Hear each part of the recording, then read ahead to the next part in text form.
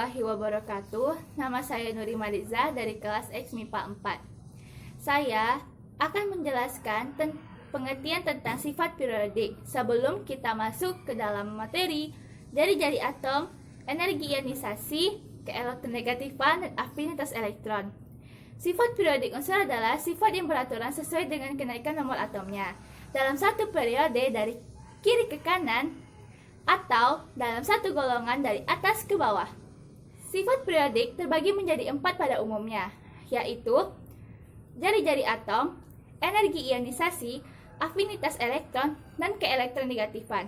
Dan ditambah 2 lagi, yaitu sifat logam dan non-logam, serta sifat titik leleh dan titik didih. Untuk pengertian lebih lanjut, akan dibahas oleh teman-teman saya di video ini. Terima kasih. Assalamualaikum warahmatullahi wabarakatuh. Assalamualaikum warahmatullahi wabarakatuh. Perkenalkan, nama saya Ulia Tasya. Saya berasal dari 10 MIPA 4. Di sini saya akan menjelaskan tentang jari-jari atom. Jari-jari atom adalah jarak antara inti atom sampai kulit terluar. Jari-jari atom sangat kecil sekali, hanya bisa ditentukan dengan sinar X.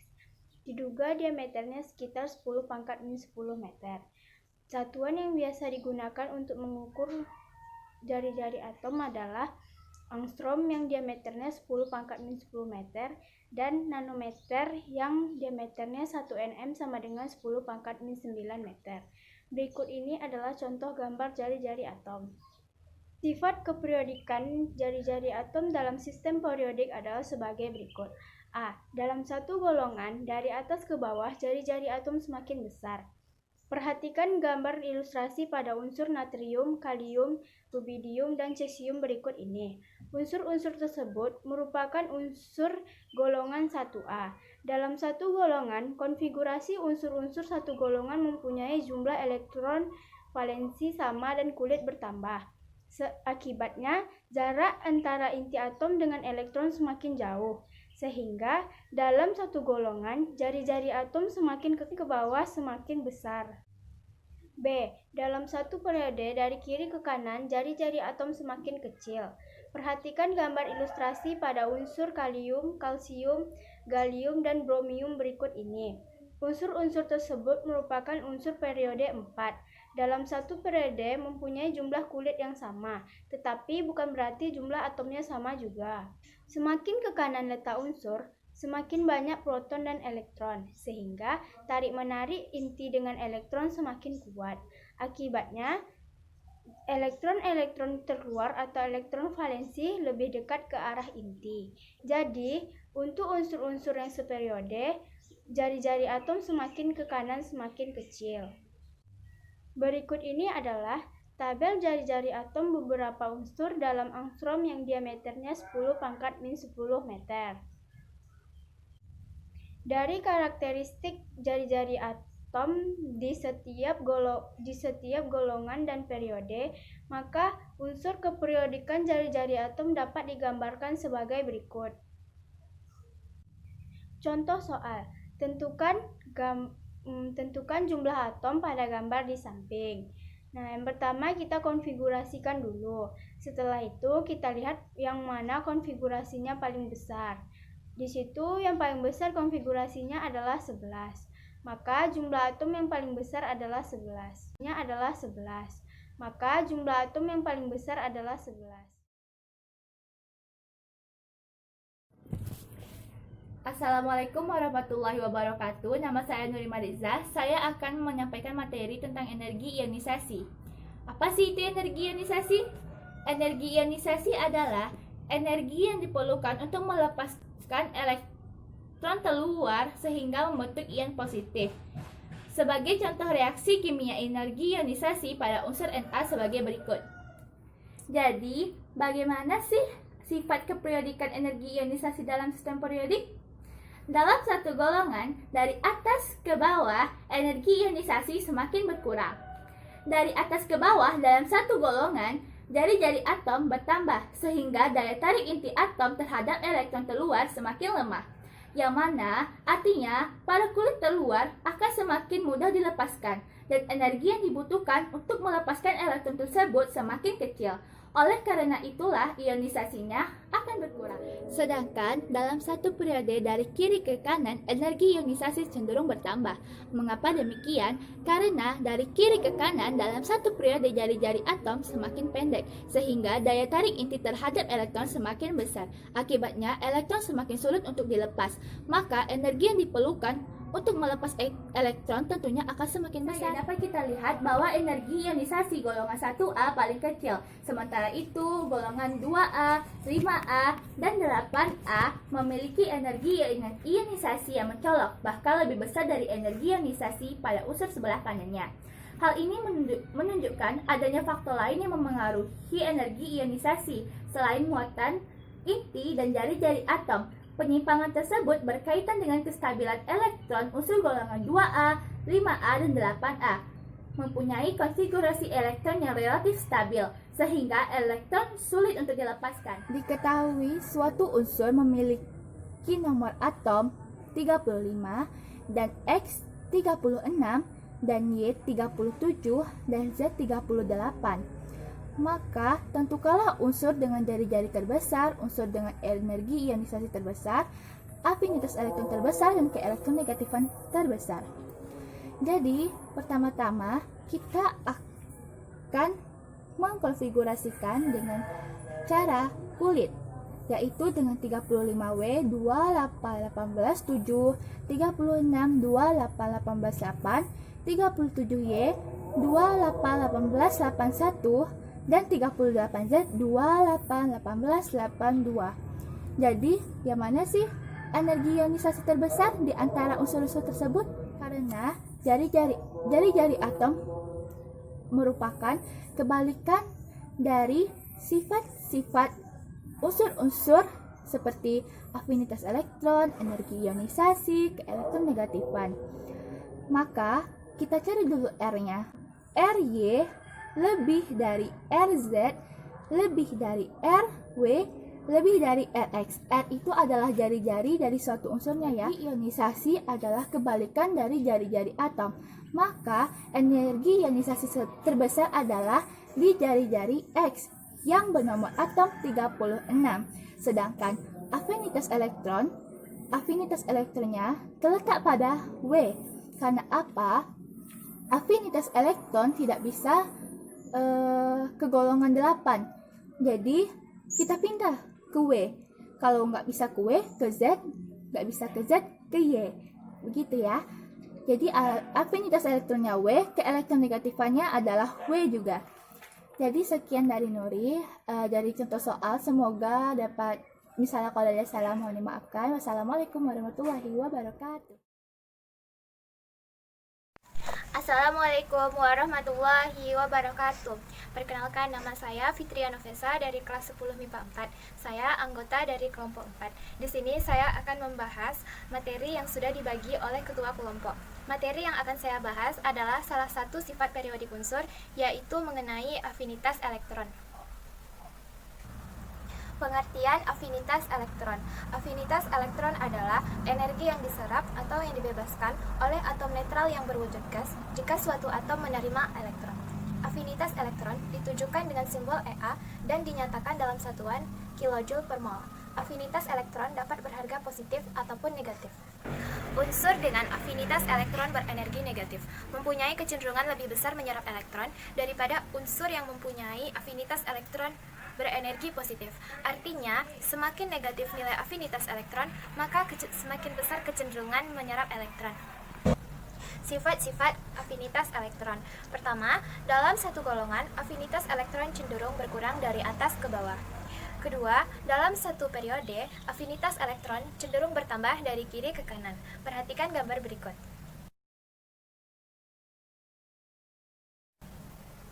Ketiga, kecuali unsur alkali tanah dan gas mulia, semua unsur golongan utama mempunyai afinitas elektron bertanda negatif. Afinitas elektron terbesar dimiliki oleh golongan halogen, yaitu golongan 7A. Untuk lebih jelasnya, perhatikan gambar berikut.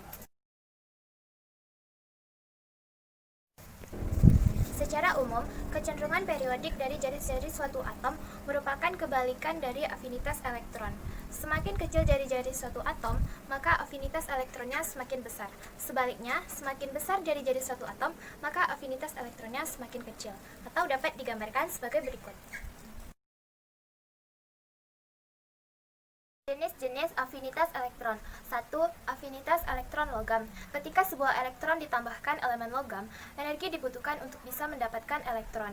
Logam tersebut memiliki kesempatan lebih kecil untuk mendapatkan elektron karena lebih mudah untuk kehilangan elektron kelambu dan bentuk kation. Oleh karena itu, logam mempunyai afinitas elektron yang lebih rendah disebabkan inti atom tidak memiliki tarikan yang kuat pada elektron valensi mereka. Kecenderungan afinitas elektron yang lebih rendah untuk logam digambarkan sebagai berikut.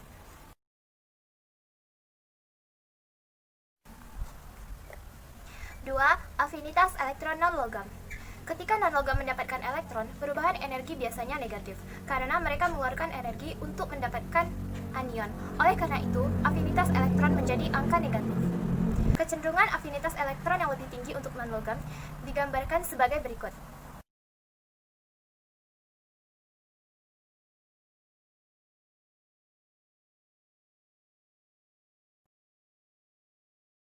Perkenalkan, nama saya Juliana Lahagu. Saya berasal dari kelas 10 MIPA 4. Di sini saya akan membahas mengenai keelektronegatifan. Keelektronegatifan merupakan besarnya kecenderungan suatu atom untuk menarik elektron dari atom lain dalam suatu ikatan kimia. Faktor yang mempengaruhi keelektronegatifan ini adalah gaya tarik dari inti terhadap elektron dan jari-jari atom. Nilai keelektronegatifan ini pertama kali dikemukakan oleh Linus Pauling, sehingga nilai keelektronegatifan ini disebut juga sebagai skala Pauling. Nilai keelektronegatifan ini juga berkaitan dengan energi ionisasi dan afinitas elektron. Dalam satu periode, dari unsur-unsur ke kiri dan ke kanan, muatan inti atom semakin bertambah, sehingga gaya tarik inti terluar elektron juga semakin bertambah. Akibatnya, jari-jari atom semakin kecil, energi ionisasi semakin besar, afinitas elektronnya semakin besar, dan keelektronegatifannya juga semakin besar. Namun sementara itu, dari golongan atas ke bawah, jumlah kulit semakin bertambah. Akibatnya, jari-jari atom semakin besar, energi ionisasi semakin kecil, afinitas elektron semakin kecil, dan keelektronegatifannya juga semakin kecil. Hal ini dapat kita perhatikan dalam gambar berikut ini. Harga keelektronegatifan juga sangat penting dalam menentukan bilangan oksidasi unsur dalam suatu senyawa. Jika harga keelektronegatifannya besar, maka unsur tersebut cenderung menerima elektron dan membentuk bilangan oksidasi negatif. Maka sebaliknya, jika harga keelektronegatifan kecil, berarti unsur tersebut cenderung melepaskan elektron dan membentuk bilangan oksidasi positif. Nah, dari sini kita dapat mengetahui bahwa jumlah atom diikat bergantung pada elektron valensinya. Kita perhatikan soal contoh berikut ini. Soal yang pertama, konfigurasi elektron yang memiliki keelektronegatifan terbesar adalah, kita lihat option yang A-nya, konfigurasi elektronnya adalah 25. Elektron valensinya adalah 5. Nah, berarti dia cenderung menarik 3 elektron. Yang B, konfigurasinya adalah 27. Elektron valensinya adalah 7. Berarti dia cenderung menarik 1 elektron. Yang C-nya, konfigurasinya itu ada 28. Elektron valensinya kan 8. 8 ini merupakan angka yang sudah stabil, jadi tidak cenderung menerima elektron. Yang D, 281. Elektron valensinya adalah 1, berarti dia cenderung melepaskan 1 elektron. Yang E, 288. 8 ini sama seperti tadi, bahwa kita katakan bahwa 8 ini sudah stabil, berarti tidak cenderung menerima elektron. Nah, jadi dari kelima ini kita dapat mengetahui bahwa yang dapat menerima elektron itu adalah 25 dan 27. Tetapi kita lihat lagi, golongan 7 dia kan lebih ke kanan. Berarti jumlah keelektronegatifannya lebih besar daripada golongan 5. Nah, menarik satu elektron lebih mudah daripada menarik 3 elektron. Jadi, dapat kita ketahui bahwa yang memiliki konfigurasi elektronnya terbesar adalah 27. Perkenalkan, nama saya Gilbert Febrian Simanjuntak. Saya dari kelas 10 MIPA 4 akan menjelaskan materi tentang titik leleh dan titik didih. Titik leleh adalah suhu di mana zat padat berubah wujud menjadi zat cair pada tekanan 1 atmosfer. Titik didih adalah suhu di mana tekanan uap dari zat cair sama dengan tekanan di sekitarnya, dan zat cair berubah menjadi uap. Dalam satu periode, TL dan TD meningkat sampai golongan 4A, kemudian turun sampai titik terendah di golongan 8A. Dalam satu golongan, TL dan TD logam berkurang dari atas ke bawah, dan sedangkan TL dan TD non logam semakin bertambah. Assalamualaikum warahmatullahi wabarakatuh. Saya Dafa Alfat Marvin dari 10 MIPA 4. Di sini saya akan menjelaskan sifat logam dan not logam. Sifat logam berhubungan dengan keelektron positifan, yaitu kemampuan suatu atom melepas elektron membentuk ion positif. Jadi, sifat logam akan bergantung pada energi ionisasi. Semakin besar energi ionisasi, akan semakin sukar bagi atom untuk melepas elektron, dan semakin kurang sifat logamnya, sebaiknya sifat non-logam berhubungan dengan keelektron positifan, yaitu kemampuan suatu atom menarik elektron dengan kecenderungan energi ionisasi dan keelektron positifan yang telah dibahas di atas. Maka sifat logam dan not logam dalam sistem periodik unsur adalah sebagai berikut. A. Dari kiri ke kanan dalam satu periode, sifat logam berkurang sedangkan sifat non-logam bertambah. Yang B. Dari ke atas sampai bawah satu golongan, sifat logam bertambah sedangkan sifat non-logam berkurang. Sifat logam antara lain mengkilap, menghantarkan panas, dan listrik. Dapat ditempa menjadi lempengan tipis, serta dapat direntangkan menjadi kawat atau kabel panjang. Perhatikan gambar 2.4. Bagian kiri bawah sistem periodik unsur menunjukkan unsur logam, sedangkan bagian kanan A sampai atas menunjukkan unsur not logam. Unsur yang paling bersifat not logam adalah golongan 7A, bukan golongan 8A. Unsur yang terletak pada bagian tengah sistem periodik, yaitu unsur yang terletak di sekitar daerah perbatasan antara logam dan not logam. Garis tangga pada gambar di samping adalah unsur yang mempunyai sifat logam sekaligus sifat non logam. Unsur-unsur itu disebut unsur metaloid. Contohnya yaitu silikon dan germanium. Contoh soal: